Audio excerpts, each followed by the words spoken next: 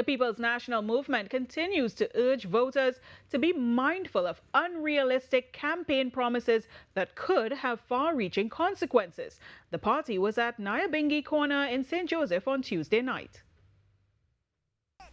Prime Minister Stuart Young at the PNM public meeting in St. Joseph on April 22 quoted independent voices who are concerned about impractical electoral promises, referencing independent sources such as business journalist Anthony Wilson's article, "Can TNT Afford Kamla's Promises?"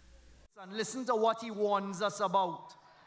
The cost of funding 7 of the main promises or commitments made by Kamla Persad-Bissessar could be more than $18 billion in additional expenditure.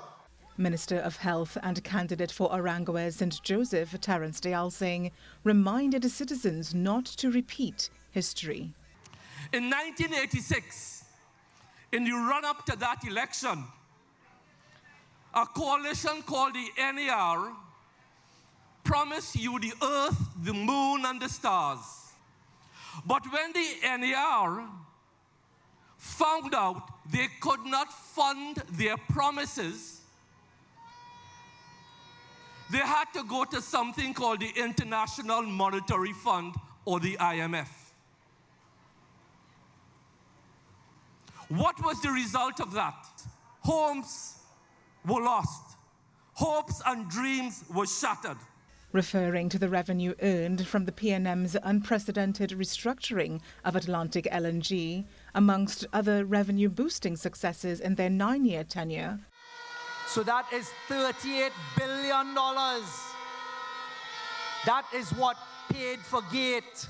That is what paid for PTSC. That is what pays for electricity to be subsidized. That is the reality. That is why I can stand here tonight and I can ask Trinidad and Tobago, measure the PNM government on its track record, how we have managed this country in difficult times. Prime Minister Stuart Young recommended that citizens put faith in a government's actual track record. Prime Minister Young offered that just as short-term gains can lead to long-term losses when managing a family budget, the same applies for decisions impacting the citizenry and economy. Stacia Yaward, TTT News. Meanwhile, political leader of the United National Congress, the UNC, Kamla Persad-Bissessar, is promising to reintroduce the GATE program in its entirety if elected on next Monday's general election. At the UNC's meeting in Aranguez, St. Joseph on Tuesday evening, she emphasized the importance of the Government Assistance for Tuition Expenses program, better known as GATE. She said the party will prioritize the education sector. Yes, and we will do it again. They've shut that gate. So the young people of our country have no place to go and no hope and no future. I've always told you that education is the passport out of poverty. Education is the key to a better quality of life. And therefore, we had given education, the education sector a priority